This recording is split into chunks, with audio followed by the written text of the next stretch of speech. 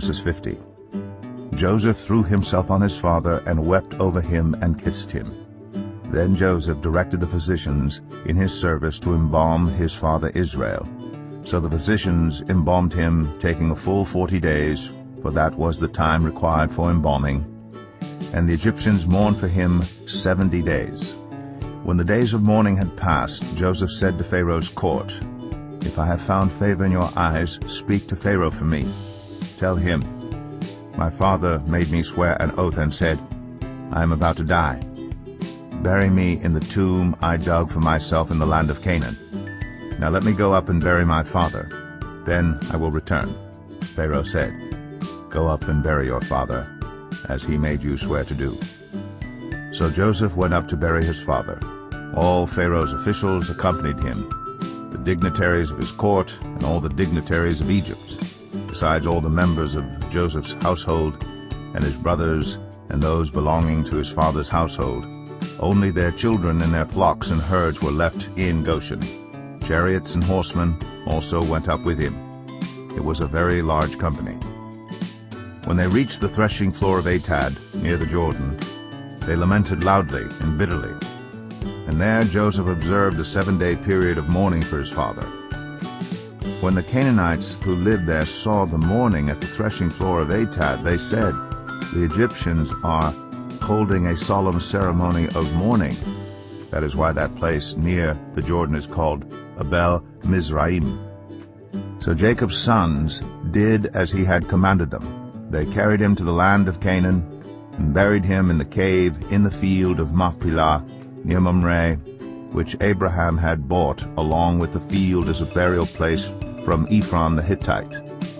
After burying his father, Joseph returned to Egypt together with his brothers and all the others who had gone with him to bury his father.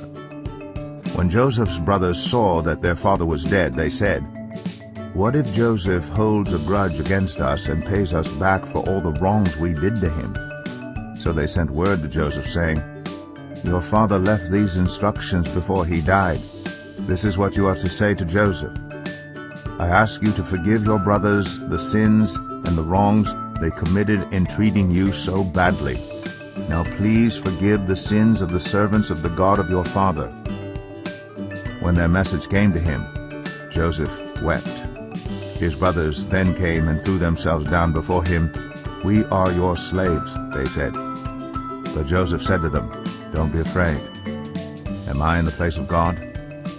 You intended to harm me, but God intended it for good, to accomplish what is now being done, the saving of many lives. So then don't be afraid. I will provide for you and your children." And he reassured them and spoke kindly to them. Joseph stayed in Egypt, along with all his father's family. He lived 110 years and saw the 3rd generation of Ephraim's children. Also the children of Machir, son of Manasseh, were placed at birth on Joseph's knees. Then Joseph said to his brothers, "I am about to die, but God will surely come to your aid and take you up out of this land to the land he promised on oath to Abraham, Isaac, and Jacob." And Joseph made the Israelites swear an oath and said, "God will surely come to your aid, and then you must carry my bones up from this place."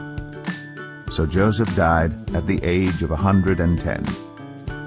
And after they embalmed him, he was placed in a coffin in Egypt.